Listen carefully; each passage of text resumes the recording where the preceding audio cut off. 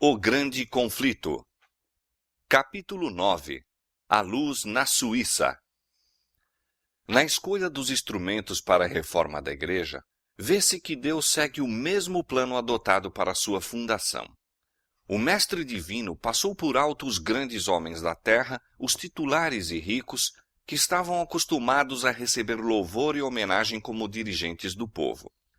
Eram tão orgulhosos e confiantes em si próprios, na sua alardeada superioridade, que não poderiam ser levados a simpatizar com os semelhantes e tornar-se colaboradores do humilde homem de Nazaré. Aos indoutos e laboriosos pescadores da Galileia fora dirigido o chamado: Vinde após mim, e eu vos farei pescadores de homens. Mateus 4,19. Aqueles discípulos eram humildes e dóceis. Quanto menos houvessem sido influenciados pelo falso ensino de seu tempo, com tanto mais êxito poderia Cristo instruí-los e habilitá-los para seu serviço. Assim foi nos dias da Grande Reforma.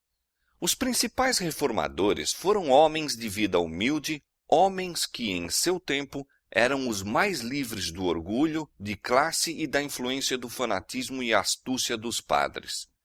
É plano de Deus empregar humildes instrumentos para atingir grandes resultados. Não será então dada a glória aos homens, mas àquele que por meio deles opera para o querer e o efetuar de seu próprio beneplácito.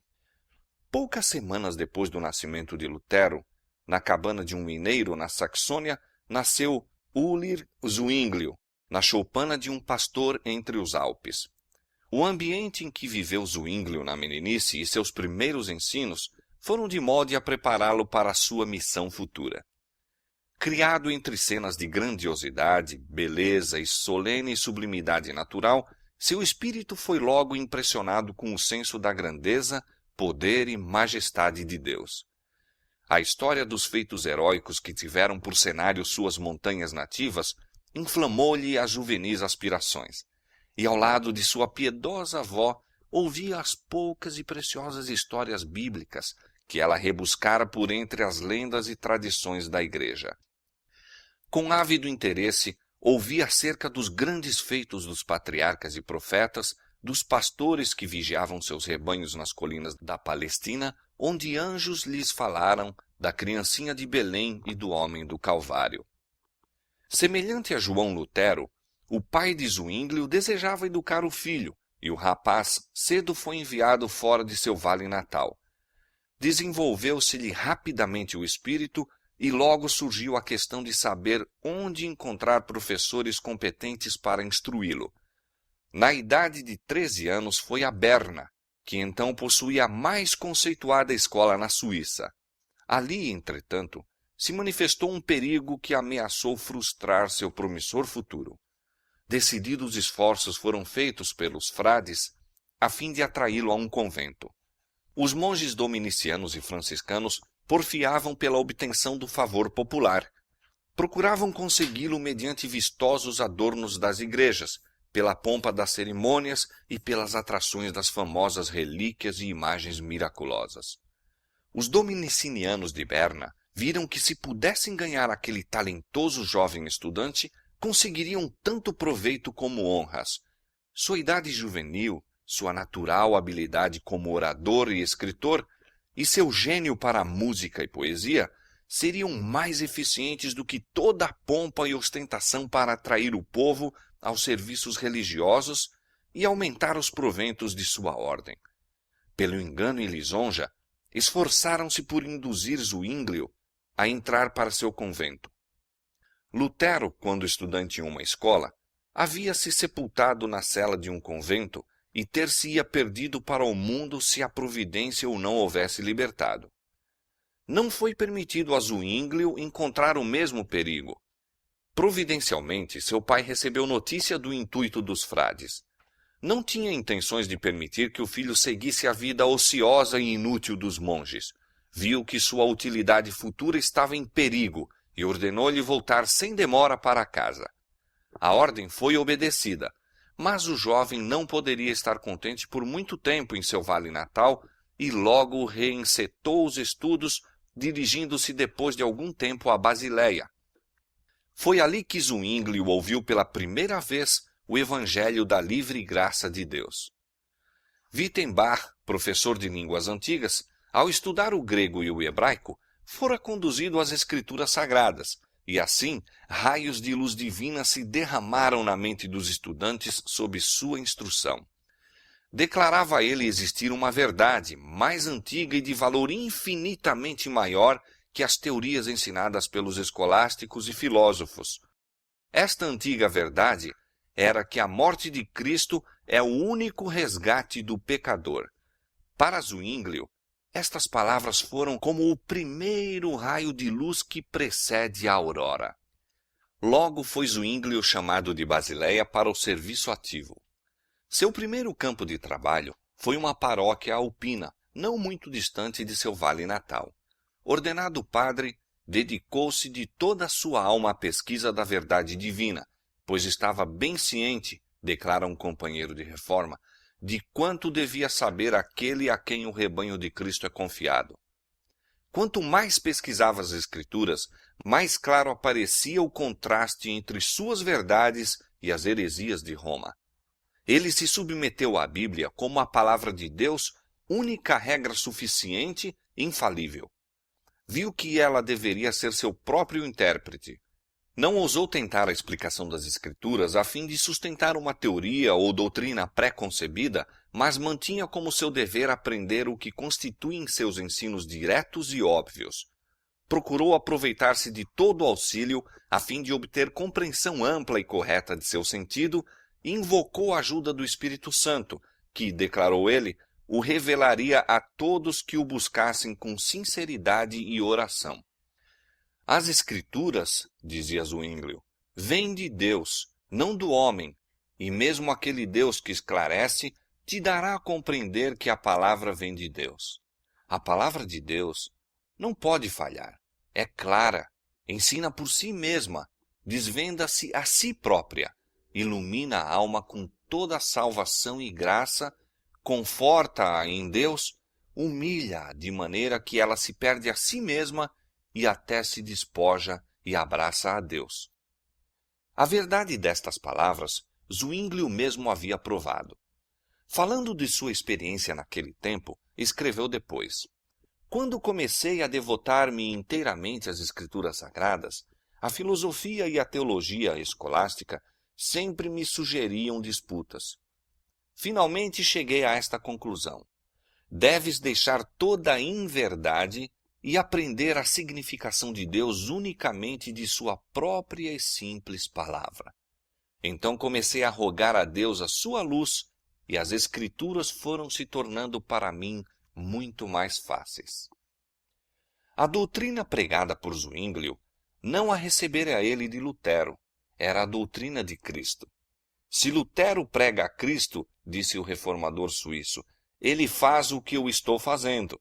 Aqueles a quem ele levou a Cristo são mais numerosos do que os que levei. Mas isto não importa.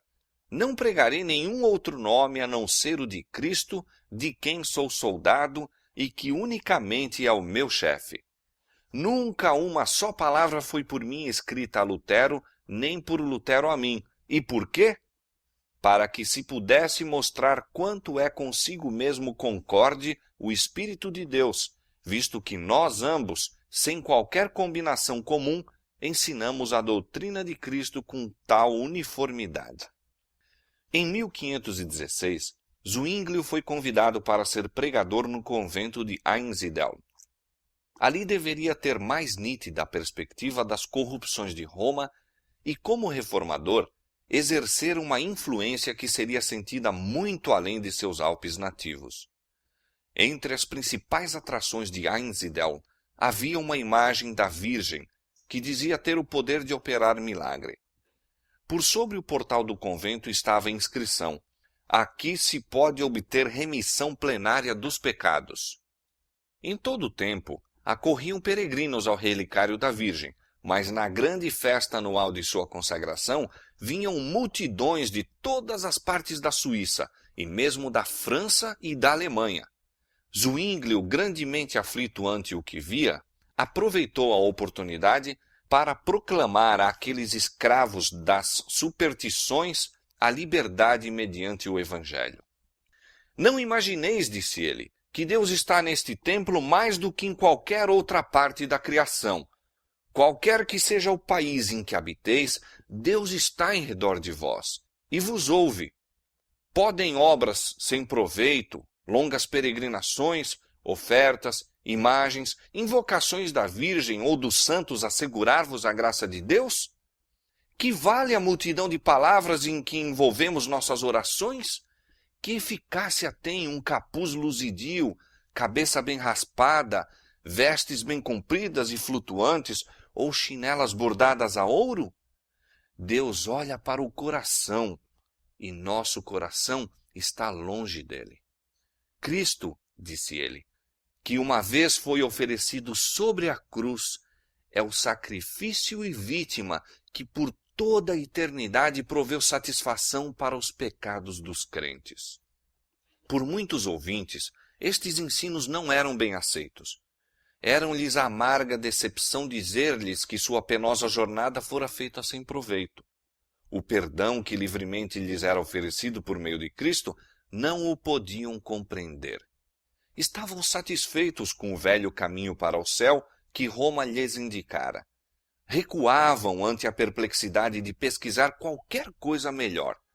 Era mais fácil confiar sua salvação aos padres e ao Papa do que procurar pureza de coração. Outra classe, entretanto, recebia com alegria as novas da redenção por meio de Cristo. As observâncias que Roma ordenara não haviam conseguido trazer paz à alma e, pela fé, aceitaram o sangue do Salvador como sua propiciação. Estes voltavam para casa a fim de revelar a outros a preciosa luz que tinham recebido. A verdade era assim levada de aldeia em aldeia, de cidade em cidade, e o número de peregrinos aos relicários da Virgem diminuiu grandemente. Houve decréscimos nas ofertas e, consequentemente, no salário de Zwinglio que delas era tirado, mas isto apenas lhe causava alegria, vendo ele que o poder do fanatismo e superstição estava sendo quebrado. As autoridades da igreja não tinham os olhos fechados à obra que Zwinglio estava realizando, mas, no momento, elas se abstiveram de intervir. Esperando ainda consegui-lo para sua causa, esforçaram-se por ganhá-lo com lisonjas e, nesse ínterim, a verdade estava a obter posse do coração do povo. Os trabalhos de Zwinglio em Einsiedeln haviam-no preparado para um campo mais vasto, e neste logo deveria entrar. Depois de 3 anos ali, foi chamado para o cargo de pregador na Catedral de Zurique. Esta era então a cidade mais importante da Confederação Suíça e seria amplamente sentida a influência ali exercida. Os eclesiásticos, a cujo convite fora a Zurique, estavam entretanto desejosos de impedir quaisquer inovações e, de acordo com isto, se puseram a instruí-lo a respeito de seus deveres. Farás todo o esforço, disseram eles, para coletar as receitas do capítulo sem desprezar a menor. Exortarás os fiéis, tanto do púlpito como no confessionário, a pagar seus dízimos e impostos, a mostrar, por ofertas, sua afeição para com a igreja.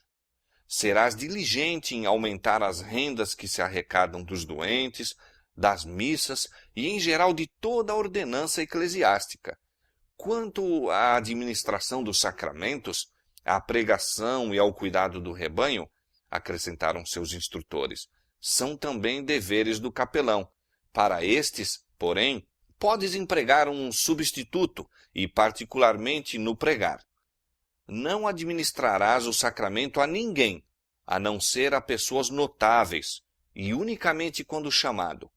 Proíbe-se fazeres isto sem distinção de pessoas. Zwinglio ouviu em silêncio esta ordem, e, em resposta, depois de exprimir sua gratidão pela honra de um chamado para este importante posto, pôs-se a explicar o método de ação que se propusera adotar.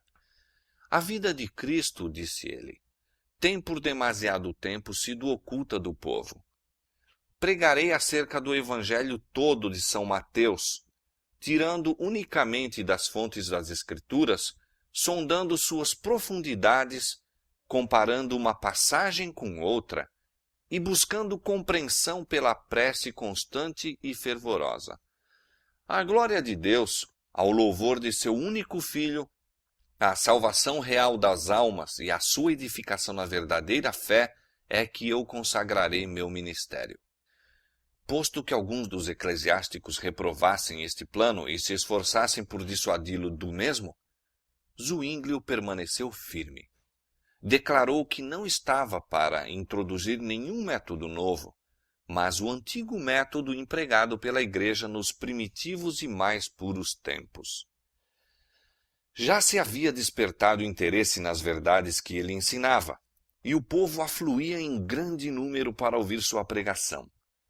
Muitos que tinham deixado de assistir ao serviço religioso havia muito tempo, achavam-se entre os ouvintes. Iniciou seu ministério abrindo os evangelhos e lendo e explicando aos ouvintes a inspirada narrativa da vida, ensinos e morte de Cristo. Ali, como em Eisendel, apresentava a palavra de Deus como a única autoridade infalível e a morte de Cristo como o único sacrifício completo. É a Cristo, dizia ele, que eu desejo conduzir-vos. A Cristo, a verdadeira fonte da salvação. Em redor do pregador, acotovelava-se o povo de todas as classes, desde estadistas e eruditos até os operários e camponeses. Com profundo interesse escutavam suas palavras. Não somente proclamava o oferecimento de uma salvação gratuita, mas destemidamente reprovava os males e corrupções dos tempos. Muitos voltavam da catedral louvando a Deus. Este homem, diziam, é um pregador da verdade. Ele será nosso Moisés para tirar-nos das trevas egípcias. Mas, conquanto a princípio seus trabalhos fossem recebidos com grande entusiasmo, depois de algum tempo surgiu a oposição. Os monges puseram-se a entravar-lhe a obra e condenar-lhe os ensinos. Muitos o assaltavam com zombarias e escárnios. Outros recorriam à insolência e ameaças.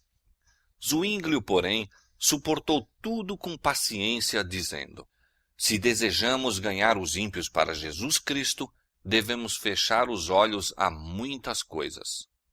Por este tempo, um novo fator apareceu para promover a obra da reforma. Um amigo da fé reformada, de Basileia, enviou a Zurique certo Luciano com alguns dos escritos de Lutero, sugerindo que a venda desses livros poderia ser extraordinário meio para difundir a luz. Verificai, escreveu ele a Zwinglio, se este homem possui prudência e habilidades suficientes. Se assim for, ele que leve de cidade em cidade, de vila em vila, de aldeia em aldeia, e mesmo de casa em casa, entre suíços, as obras de Lutero, e especialmente sua exposição sobre a oração do Senhor, escrita para os leigos. Quanto mais forem conhecidas, tanto mais compradores encontrarão. Na ocasião em que Deus se prepara para quebrar as algemas da ignorância e superstição, então é que Satanás opera com o máximo poder para envolver os homens em trevas e segurar seus grilhões ainda mais firmemente. Estando a surgir nos diferentes países homens a apresentar ao povo o perdão e a justificação pelo sangue de Cristo, Roma prosseguiu com renovada energia a abrir seu mercado por toda a cristandade, oferecendo por dinheiro o perdão. Todo pecado tinha seu preço, e aos homens se concedia livre permissão para o crime, contanto que o tesouro da igreja se conservasse cheio. Destarte, ambos os movimentos prosseguiram. Um oferecendo o perdão do pecado por dinheiro, o outro mediante Cristo. Roma permitindo o pecado e dele fazendo a sua fonte de renda, os reformadores condenando o pecado e apontando para Cristo como a propiciação e o libertador. Na Alemanha, a venda das indulgências fora confiada aos frades dominicanos e era dirigida pelo infame Tetzel. Na Suíça, foi a mesma entregue aos franciscanos, sob a direção de Sansão, monge italiano. Sansão prestara já bom serviço à igreja, tendo conseguido imensas somas da Alemanha e Suíça para encher o tesouro papal. Atravessava então a Suíça, atraindo grandes multidões, despojando os pobres camponeses de seus minguados ganhos e extorquindo ricos donativos das classes abastadas. A influência da reforma, porém, já se fazia sentir, limitando aquele comércio, posto que o mesmo não pudesse deter-se. Zuínglio estava ainda em Einsiedeln, quando Sansão, logo depois de entrar na Suíça, chegou com sua mercadoria a uma cidade vizinha. Informado de sua missão, o reformador imediatamente começou a opor-se-lhe. Os dois não se encontraram, mas tal foi o êxito de Zuínglio ao expor as pretensões do frade que este foi obrigado a seguir para outras localidades. Em Zurique, Zuínglio pregou zelosamente contra os vendedores de perdão, e quando Sansão se aproximou do lugar, foi encontrado por um mensageiro do conselho com uma intimação de que se esperava passasse ele para outra parte. Por um estratagema, conseguiu afinal entrada, mas foi enviado para fora sem a venda de um único perdão, e logo depois deixou a Suíça. Grande impulso foi dado à reforma com o aparecimento da peste ou grande morte que varreu a Suíça no ano de 1519. Sendo os homens assim postos em face do destruidor, muitos foram levados a sentir quão vãos e inúteis eram os perdões que tinham tão recentemente comprado, e anelavam um fundamento mais seguro para sua fé. Zuínglio, em Zurique, caiu doente. Ficou tão mal que abandonou toda a esperança de restabelecimento e largamente circulou a notícia de que falecera. Naquela hora de provação, sua esperança e coragem foram inabaláveis. Olhava com fé para a cruz do Calvário, confiando na todo suficiente propiciação pelo pecado. Quando ele voltou das portas da morte, foi pregar o evangelho com maior fervor do que nunca dantes, e suas palavras exerciam desusado poder. O povo dava com alegria as boas-vindas a seu amado pastor, que lhes fora restituído da beira da sepultura. Eles mesmos tinham acabado de assistir os doentes e moribundos e sentiam como nunca dantes o valor do evangelho. Zuínglio chegara a uma compreensão mais clara de suas verdades e havia mais completamente experimentado em si seu poder renovador. A queda do homem e o plano da redenção eram os assuntos que ele se ocupava. Em Adão, dizia, todos estamos mortos, submersos na corrupção e condenação. Cristo adquiriu-nos uma redenção intérmina.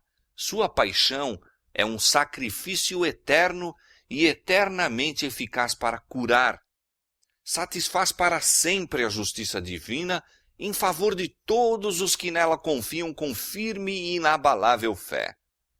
Contudo, ensinava claramente que os homens não estão, por causa da graça de Cristo, livres para continuar no pecado. Onde quer que haja fé em Deus, ali Deus está.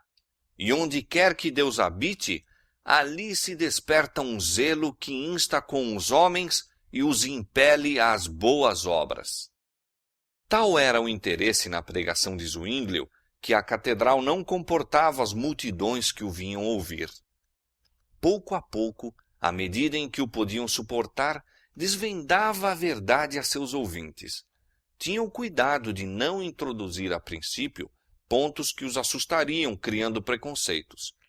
Seu trabalho era conquistar-lhes o coração para os ensinos de Cristo, abrandá-lo por seu amor e, diante deles, conservar seu exemplo. E recebendo eles os princípios do Evangelho, suas crenças e práticas supersticiosas inevitavelmente desapareceriam. Passo a passo, avançava a reforma em Zurique. Alarmados, seus inimigos levantaram-se em ativa oposição. Um ano antes, o monge de Wittenberg proferira o seu não ao Papa e ao Imperador em Worms, e agora, tudo parecia indicar uma resistência semelhante às pretensões papais em Zurique. Reiterados ataques foram feitos contra Zwinglio. Nos cantões papais, de tempos em tempos, discípulos do Evangelho eram levados à tortura, mas isto não bastava. O ensinador de heresias deveria ser reduzido ao silêncio. De acordo com isto, o bispo de Constança enviou 3 delegados ao conselho de Zurique, acusando Zwinglio de ensinar o povo a transgredir as leis da igreja, pondo assim em perigo a paz e a boa ordem da sociedade. Se a autoridade da igreja fosse posta de lado, insistia ele, resultaria anarquia universal. Zwinglio replicou que durante 4 anos estivera a ensinar o evangelho em Zurique, que era mais silenciosa e pacífica que qualquer outra cidade da Confederação. Não é então, disse ele, o cristianismo a melhor salvaguarda da segurança geral? Os delegados aconselharam os membros do conselho a permanecer na igreja, fora da qual, declararam, não havia salvação. Zwinglio respondeu, não vos mova a esta acusação. O fundamento da igreja é a mesma rocha, o mesmo Cristo que deu a São Pedro seu nome, porque ele o confessou fielmente. Em todo o país, quem quer que creia de todo o coração no Senhor Jesus é aceito por Deus. Esta, verdadeiramente, é a igreja, fora da qual ninguém pode salvar-se. Como resultado da conferência, um dos delegados do bispo aceitou a fé reformada. O conselho recusou-se a agir contra Zwinglio e Roma preparou-se para novo ataque. O reformador, ao ser informado da trama de seus inimigos, exclamou, eles que venham. Eu os temo como o rochedo se arreceia das vagas que trovejam a seus pés. Os esforços eclesiásticos apenas favoreceram a causa que procuravam destruir. A verdade continuou a ser espalhada. Na Alemanha, seus adeptos, abatidos com o desaparecimento de Lutero, tomaram novo ânimo quando viram o progresso do Evangelho na Suíça.